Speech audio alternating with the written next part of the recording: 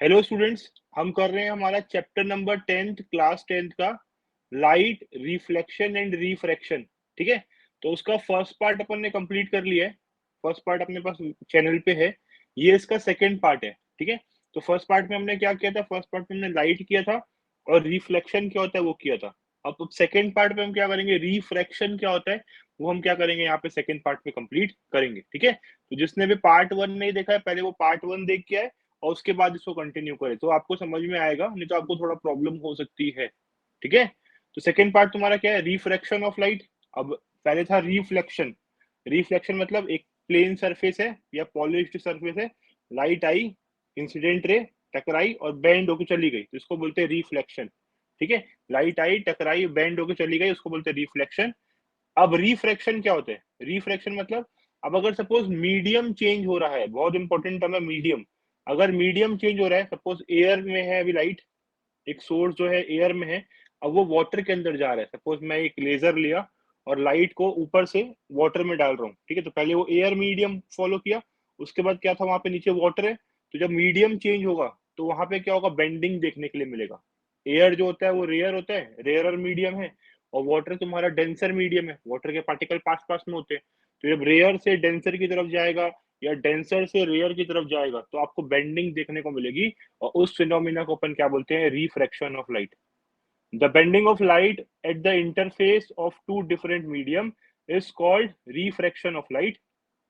If the velocity of light in medium is more, then the medium is called optical rarer. मतलब जैसे air हो गया, जहाँ पे वेलोसिटी बहुत फास्ट होती है तो उसको बोलते हैं रेयर मीडियम, और जहाँ पे वेलोसिटी स्लो हो जाती है जैसे कि लिक्विड हो गया, ठीक है, या ग्लास हो गया या सॉलिड हो गया, तो उसको अपन क्या बोलते हैं? उसको हम बोलते हैं डेंसर मीडियम। ठीक है, अब डायग्राम के थ्रू देखते हैं अपन इसको। यहाँ देखो, ये ऊपर वाला एयर था, नीचे वाला वाटर था। ऊपर रेयरर मीडियम है, नीचे डेंसर मीडियम है। तो हम जब ऊपर से देखेंगे तो हमको जो ये पेंसिल है ये ऊपर लिफ्ट हुई दिखाई देगी, होगी वो एक्चुअली में ऐसी, लेकिन हमको दिखाई कैसे देगी? कि थोड़ी सी ऊपर है, मतलब बैंड हुई हुई है। ठीक है, यहाँ पे सीधी जानी चाहिए थी, अब ये हल्की बैंड है। तो ये जो बैंड हो रहा है, जो हमको बाहर से ऑब्जर्व हो रहा है, एक्चुअली में बैंड होती नहीं है, लेकिन हमको बाहर से ऑब्जर्व ऐसा होता है कि वो बैंड हो गई है। तो उस फिनोमिना को अपन क्या बोलते हैं? उस फिनोमिना को अपन बोलते हैं रिफ्रैक्शन ऑफ लाइट। क्लियर है?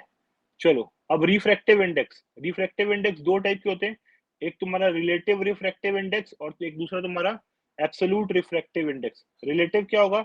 जब एक मीडियम से दूसरे मीडियम में जब रे ऑफ लाइट पास करेगी तो वहां पे जो रेशियो आएगा, the refractive index of medium with respect to other medium. दोनों केस में मीडियम मीडियम है, सपोज एक मीडियम एयर है दूसरा मीडियम वाटर है, तो refractive index of air upon refractive index of water, it is known as relative refractive index. ठीक है, इसको अपन क्या बोलते हैं? Relative refractive index. लेकिन अगर एक जगह तो मीडियम है और दूसरी जगह वैक्यूम है तो उसको बोलेंगे absolute refractive index. Refractive index of medium with respect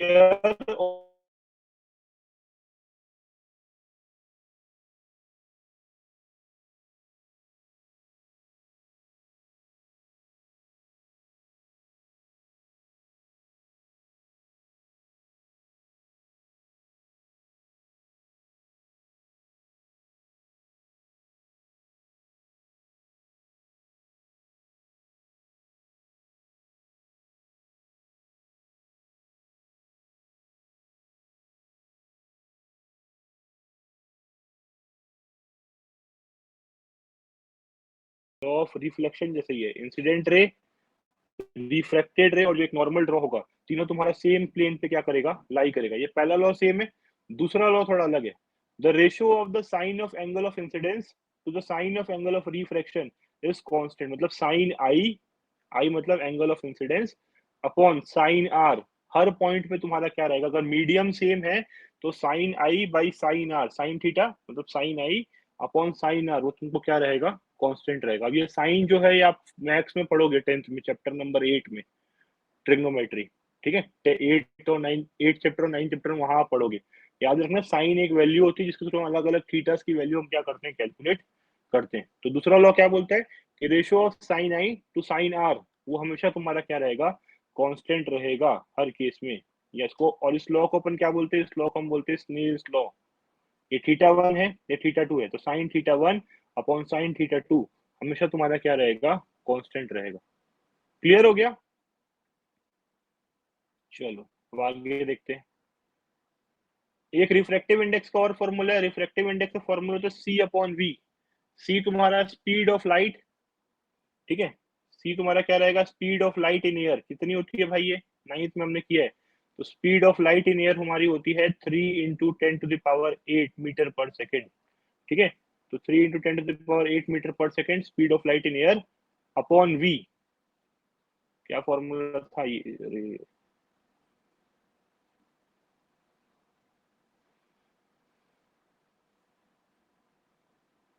ये रहा फॉर्मूला, ठीक है। N equals to c by v. तो सी तुम्हारा speed of light in air 3 × 10⁸ metre per second हमको पता है, और वी तुम्हारा velocity of light in medium. किसी दूसरे मीडियम में जब वेलोसिटी जो रहेगी या स्पीड जो रहेगी उसको अपन किससे डिनोट करते हैं? वी। तो सी को हम वी से डिनोट कर देंगे तो हमको क्या मिल जाएगा? हमको रिफ्रैक्टिव इंडेक्स मिल जाएगा। क्लियर हो गया?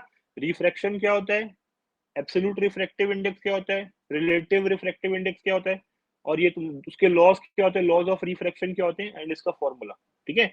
अब जैसे स्पेरिकल मिरर था वैसे स्पेरिकल लेंस भी है, ठीक है। जैसे स्पेरिकल मिरर था वैसे तुम्हारा क्या है? Spherical lens.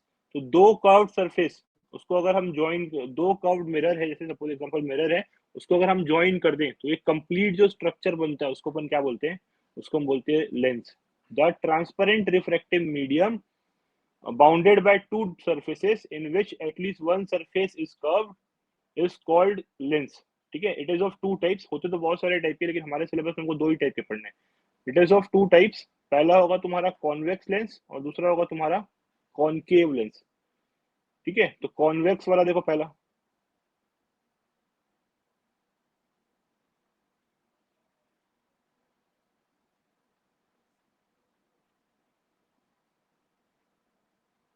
हाँ पहले कॉन्वेक्स देखो। जो अपने कॉन्वेक्स क्या होगा, अगर दो कॉनकेव मिरर टाइप के स्ट्रक्चर को ज्वाइन कर दो तो जो एक लेंस बनेगा वो तुम्हारा क्या बनेगा? वो तुम्हारा कॉन्वेक्स लेंस बनेगा। ये हमेशा डाइवर्जिंग होता है। Convex mirror converge convex lens हमेशा तुम्हारा क्या रहेगा? कन्वर्जिंग रहेगा।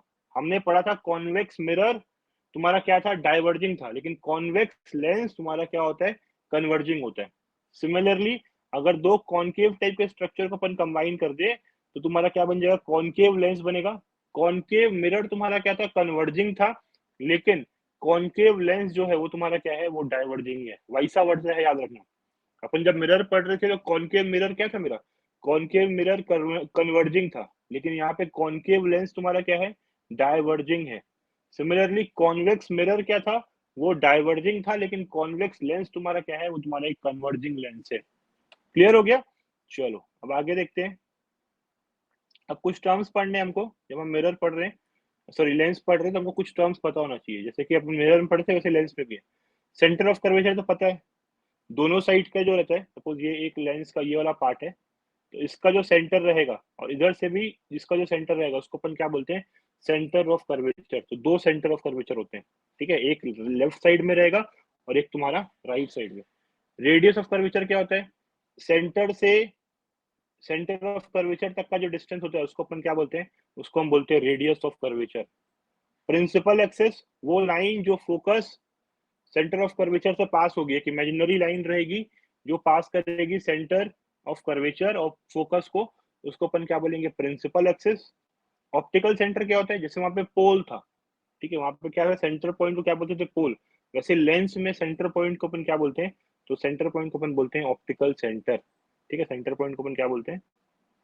Optical centre. Principal focus, optical centre और सेंटर ऑफ कर्वेचर के बीच का जो पॉइंट फोकस पॉइंट था उसको अपन क्या बोलते हैं? प्रिंसिपल फोकस बोलते हैं। The point of a principal axis at which all the, हाँ अब इसमें क्या होगा? जितनी भी पैरेलल रेज हैं आफ्टर रिफ्रैक्शन, आफ्टर रिफ्रैक्शन क्या करेगी? कहाँ मीट करेगी हमारी? तो फोकस पे ही हमारी क्या करेगी? मीट करेगी, ठीक है। और सेंटर ऑफ कर्वेचर और ऑप्टिकल सेंटर के बीच का जो पॉइंट होता है उसको अपन क्या बोलते हैं? प्रिंसिपल फोकस बोलते हैं। क्लियर हो गया यहाँ तक? चलो अब आगे देखते हैं अपन। इमेज फॉर्मेशन देखना है अपने को, ठीक है। तो उसके पहले कुछ केसेस पता होना चाहिए। जैसे कि जो रूल था हम पढ़े थे मिरर में, वैसे ही कुछ रूल हमको पता होना चाहिए किसमें? लेंस में। पहला रूल क्या बोल रहा है?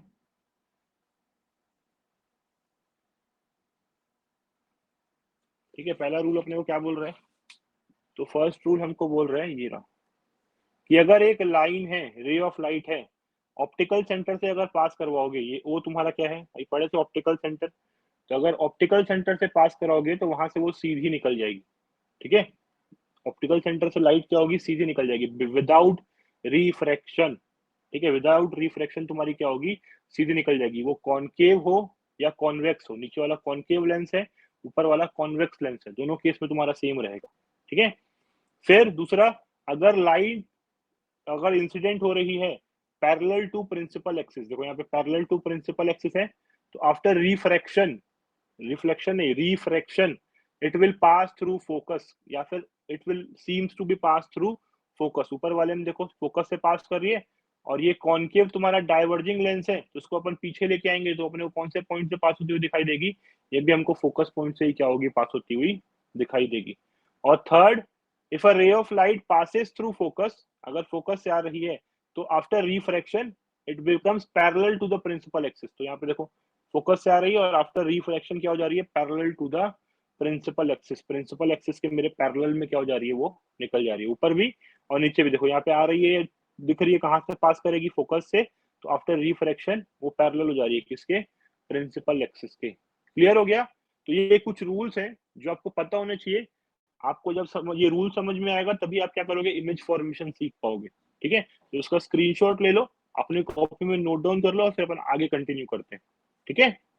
चलो, अब इमेज फॉर्मेशन, तो तुम्हारा ऊपर वाला देखो क्या है, ऊपर वाला तुम्हारा कॉन्वेक्स लेंस है, उसके 6 केसेस हैं, और नीचे कॉनकेव लेंस है, उसके 2 केस हैं, ठीक है। जस्ट उल्टा है, मिरर में कॉनकेव के 6 थे और कॉन्वेक्स के 2 थे, यहाँ कॉन्वेक्स के 6 हैं और कॉनकेव के तुम्हारे क्या हैं, 2 हैं। तो पहला केस क्या बोल रहे हैं, थोड़ा सा अपन बड़ा कर लेते हैं इसको।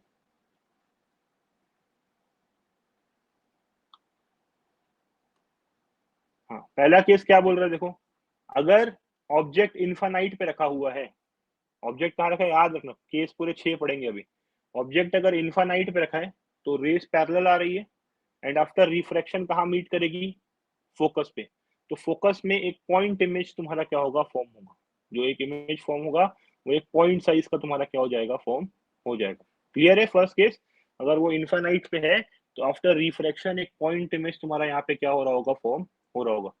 सेकेंड केस, अगर जो ऑब्जेक्ट है वो इन्फानाइट और सेंटर ऑफ कर्वेचर, या फिर 2f भी बोलते हैं इसको, इन्फानाइट और 2f के बीच में रखी हुई है, तो देखो एक line parallel to principal axis, तो फोकस से पास करेगी, और एक ऑप्टिकल कहाँ पे मीट कर रहा है, ये F2, मतलब यहाँ का इस साइड वाला फोकस और इस साइड वाले सेंटर ऑफ कर्वेचर के बीच में तुम्हारा क्या होगा, ये फॉर्म करेगा इमेज, ठीक है।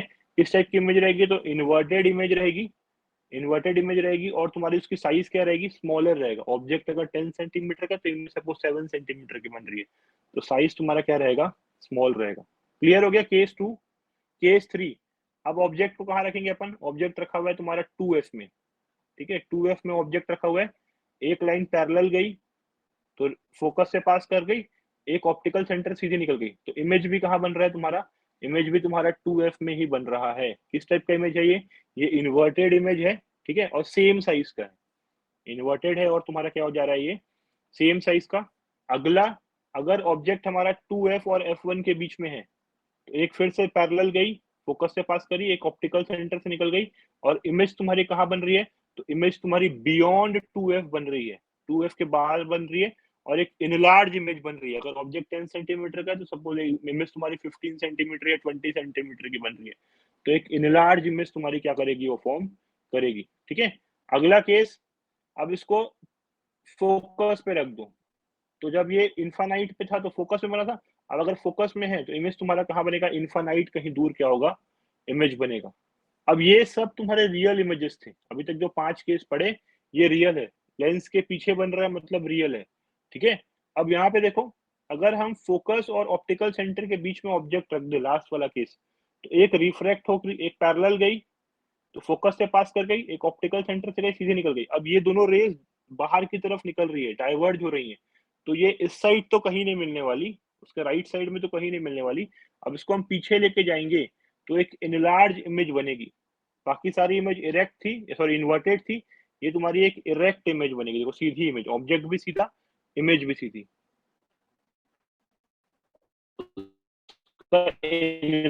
लार्ज रहेगा, ठीक है, रहेगी।